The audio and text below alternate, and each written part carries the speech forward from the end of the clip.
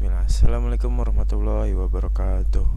Perkenalkan, nama saya Li Wibowo dari lokal A2 NPM 1840302060. Saya akan menjelaskan sel surya di sini. Jadi, sel surya atau solar cell adalah suatu perangkat atau komponen yang dapat mengubah energi cahaya matahari menjadi energi listrik dengan menggunakan prinsip efek fotovoltaik. Yang dimaksud dengan efek fotovoltaik adalah suatu fenomena di mana munculnya tegangan listrik karena adanya hubungan atau kontak dua elektroda yang dihubungkan dengan sistem padatan atau cairan saat mendapat energi cahaya. Oleh karena itu, sel surya atau solar cell sering disebut juga dengan sel fotovoltaik PV. Efek fotovoltaik ini ditemukan oleh Henry Becquerel pada tahun 1839. Arus listrik timbul karena adanya energi foton cahaya matahari yang diterimanya berhasil membebaskan elektron-elektron dalam sambungan semikonduktor tipe N dan tipe P untuk mengalir. Sama seperti dioda foto, sel surya atau solar cell ini juga memiliki kaki positif dan kaki negatif yang terhubung ke rangkaian atau perangkat yang memerlukan sumber listrik.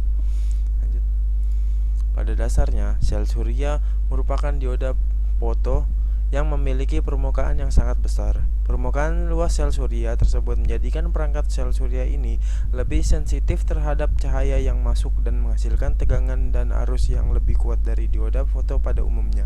Contohnya, sebuah sel surya yang terbuat dari bahan semikonduktor silikon mampu menghasilkan tegangan setinggi 0,5 volt dan arus tinggi 0,1 ampere saat terkena ekspos cahaya matahari. Saat ini telah banyak yang mengaplikasikan perangkat sel surya ini ke berbagai macam penggunaan, mulai dari sumber listrik untuk kalkulator, mainan, pengisi baterai, hingga ke pembangkit listrik dan bahkan sebagai sumber listrik untuk menggerakkan satelit yang mengorbit kita. Prinsip kerja sel surya. Sinar matahari terdiri dari partikel sangat kecil yang disebut dengan foton. Ketika terkena sinar matahari, foton yang merupakan partikel sinar matahari tersebut menghantam atom semikonduktor silikon sel surya sehingga menimbulkan energi yang cukup besar untuk memisahkan elektron dari struktur atomnya. Elektron yang terpisah dari dan bermuatan negatif tersebut akan bebas bergerak pada daerah kitab konduksi dari material semikonduktor. Atom yang kehilangan elektron tersebut akan terjadi kekosongan pada strukturnya. Kekosongan tersebut dinamakan dengan hole dengan muatan positif. Daerah semikonduktor dengan elektron bebas ini bersifat negatif dan bertindak sebagai pendonor elektron. Daerah semikonduktor ini disebut dengan semikonduktor tipe N, sedangkan daerah semikonduktor dengan hole bersifat positif dan bertindak sebagai penerima akseptor elektron yang dinamakan dengan semikonduktor tipe P. Di persimpangan daerah positif dan negatif, PN junction akan menimbulkan energi yang mendorong elektron dan hole untuk bergerak ke arah yang berlawanan. Elektron akan bergerak menjauhi daerah negatif sedangkan hole akan bergerak menjauhi daerah positif. Ketika diberikan sebuah beban berupa lampu maupun perangkat listrik lainnya di persimpangan positif dan negatif PN junction ini, maka akan menimbulkan arus listrik. Ini adalah jenis-jenis sel surya. Jenis-jenis yang pertama adalah monokristalin silikon. Solar panel monokristalin silikon ini jenis komponen surya yang satu ini merupakan yang paling banyak digunakan karena kelebihan yang dimilikinya. Sel surya ini terbuat dari silikon yang diiris tipis-tipis dengan menggunakan mesin. Irisan bisa menjadi lebih tipis dan juga karakteristiknya identik karena penggunaan mesin potong ini. Untuk kelebihannya, jenis sel surya satu ini bisa disebut sebagai salah satu sel surya yang paling efisien digunakan.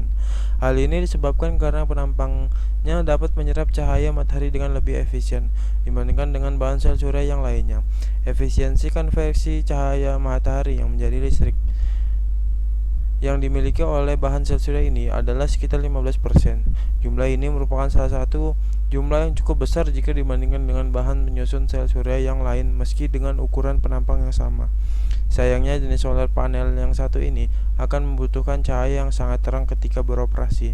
Ia akan mengalami pengurangan efisiensi jika berada pada cuaca yang berawan dan mendung.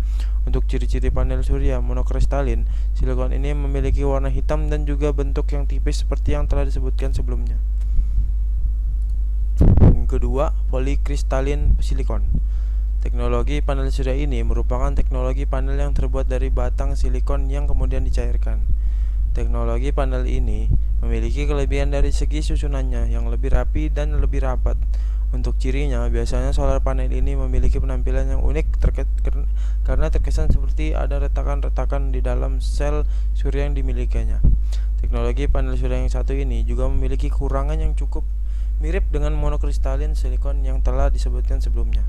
Panel surya polikristalin memiliki kekurangan ketika digunakan pada daerah yang rawan sering mendung.